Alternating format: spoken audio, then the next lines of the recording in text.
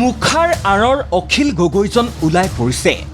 বিজেপিৰ বিৰুদ্ধে বাঘৰ দৰে গুজৰা অখিলে কংগ্ৰেছৰ বেলিকা নুখুলে মুখ। কংগ্ৰেছৰ কোন নেতালৈ ভয় কৰে অখিলে? কথাখিনি পৰিষ্কাৰকৈ জানিবলৈ হ'লে অখিল গগৈৰ দুদিনৰ দুটা ভাষ্য আপোনালোকে শুনিব লাগিব। বুধবাৰে অখিল গগৈয়ে কৈছিল, বৰ্তমানৰ কংগ্ৰেছৰ এজন প্ৰতাপী নেতা জড়িত APSC কেলেংকাৰী। সাংবাদিকে নাম সোধাত অখিল গগৈয়ে কৈছিল, আৰু এজন মন্ত্ৰী আছে, সেই মন্ত্ৰীজনৰ নাম নকওঁ, এতিয়াও ৰাজনীতিত সক্ৰিয়। আৰু এজন মন্ত্ৰীও এই কেলেংকাৰীৰ পৃষ্ঠপোষক আছিলে, মই নামটো ক'ব খোজা নাই। বৃহস্পতিবাৰেও APSCৰ কথা অৱতাৰণা কৰি অখিল গগৈয়ে মুখ্যমন্ত্ৰী হিমন্ত বিশ্ব শৰ্মা, গৌতম ৰয়ৰ লগতে নাম লৈছিল অজন্তা নেওগৰ। আনকি অখিল গগৈয়ে কৈছিল, অজন্তা নেওগ জড়িত হয় নে নহয় সেয়া তেওঁ হেনো নাজানে। কিন্তু সেই একেজন অখিল গগৈয়ে প্ৰয়াত তৰুণ গগৈৰ কাৰ্যকালৰ এজন কেবিনেট মন্ত্ৰী, বৰ্তমানৰো কংগ্ৰেছ নেতা এই কেলেংকাৰীত জড়িত বুলি কৈ নেতাজনৰ নাম লোৱাৰ পৰা পুনৰ বিৰত থাকিল।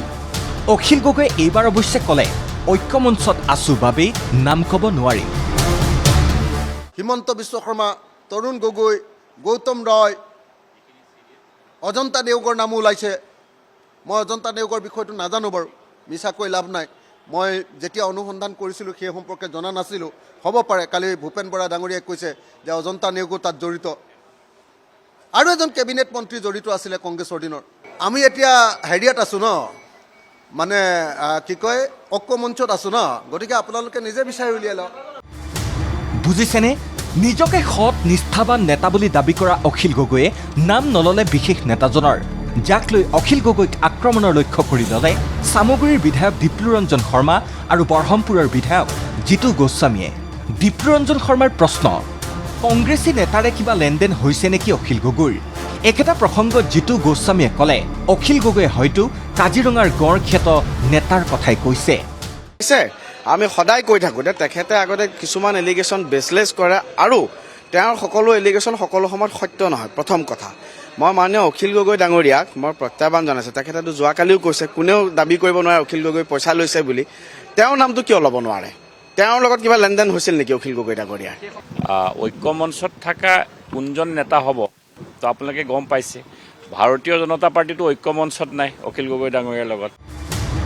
বৃহস্পতিবাৰে সদনৰ বাহিৰত আন বহু নেতাৰ লগতে অখিল গগৈ, মনোৰঞ্জন তালুকদাৰেও বিচাৰিলে বাতিল কৰিব লাগে ৰাকেশ পালৰ দিনৰ সকলো নিযুক্তি। ৰাকেশ পালৰ দিনত হোৱা সকলো নিযুক্তি বাতিল কৰা আৰু যিবিলাকে এই কামটো কৰিছিলে, এই গোটেই কেলেংকাৰীটোত আৰু যিবিলাক পলিটিচিয়ান জড়িত আছিলে সকলোকে শাস্তিমূলক ব্যৱস্থা গ্ৰহণ কৰিবৰ কাৰণে ব্যৱস্থা গ্ৰহণ কৰিব লাগে। আৰু যদি তদন্তৰ প্ৰয়োজন হয় তদন্ত মৰ্মে এইসকলৰ বিৰুদ্ধে কঠোৰ ব্যৱস্থা গ্ৰহণ কৰা 13 আৰু 14 চনৰ বেটছৰ। ইয়াৰ বিপৰীতে গগৈ আমোলৰ APSCৰ দুৰ্নীতিৰ শ্বেতপত্ৰ লাগে বিজেপি। প্ৰথমে বিজেপিৰ ৰাজ্যিক সভাপতি দিলীপ শইকীয়া আৰু এইবাৰ জিতু গোস্বামী, দীপ্লুৰঞ্জন শৰ্মাৰো দাবী শ্বেতপত্ৰ দিয়ক কংগ্ৰেছে। পিছে বিৰোধী দলপতি দেৱব্ৰত শইকীয়াই শ্বেতপত্ৰৰ প্ৰসংগত ক'লে, হাকিম লৰিলেও হুকুম নলৰাৰ সময়ত শ্বেতপত্ৰ কোনে দিব লাগে? দিনত হোৱা কিন্তু চৰকাৰখন হ'ল হাকিম লৰিলেও হুকুম নলৰে। সেই গতিকে হুকুম দিছিলে বিভিন্ন সময়ত প্ৰশাসনিক সংস্কাৰৰ বাবে সুভাষ দাস কমিটি আৰু আমাৰ চিফ ছেক্ৰেটাৰীক লৈ পেলাই। তাৰপিছত এটা কমিশ্যন হ'ল, কমিশ্যনখনে নিজেই কৈছে যে মই সম্পূৰ্ণখিনি কথা ক'ব পৰা নাই। সেই গতিকে 2 বছৰ ধৰি গাৰু তলত থৈ পেলাই টাইপিং কৰা কথাবিলাক চেঞ্জ হ'ব বুলি ভাবিছিল নে চৰকাৰে? কি হৈছিল মই নাজানো। এখন 23 চনৰ ৰিপৰ্ট 23 চনত দিব লাগিছিল, বিধানসভাত আলোচনা হ'ব লাগিছিল। আৰু এতিয়া এই চৰকাৰৰ দিনতে দোষীসকলক শাস্তি দিয়া দেখা পালোঁ হয়, কিন্তু তেওঁলোকেতো প্ৰমোশ্যন দি গৈ আছে, মেডেল দি আছে। সেই গতিকে কোনে ৰক্ষণাবেক্ষণ দিছে? শ্বেতপত্ৰখন নিশ্চিতভাৱে চৰকাৰে প্ৰকাশ কৰা উচিত। আকৌ আহিছোঁ অখিল গগৈৰ প্ৰসংগলৈ। যি অখিল গগৈয়ে কাকো কেয়াৰ নকৰে, সেই অখিল গগৈয়ে ৰহস্যজনকভাৱে কোন নেতাক কেয়াৰ কৰিছে সেয়া জনাৰ হয়তো সকলোৰে আগ্ৰহ থাকিব।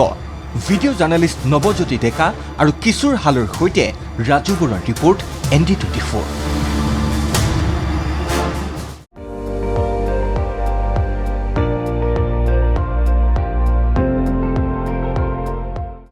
আপুনি চাই আছে ND24, সৰ্বশ্ৰেষ্ঠ নহয় সৰ্বোত্তমৰ দৌৰত।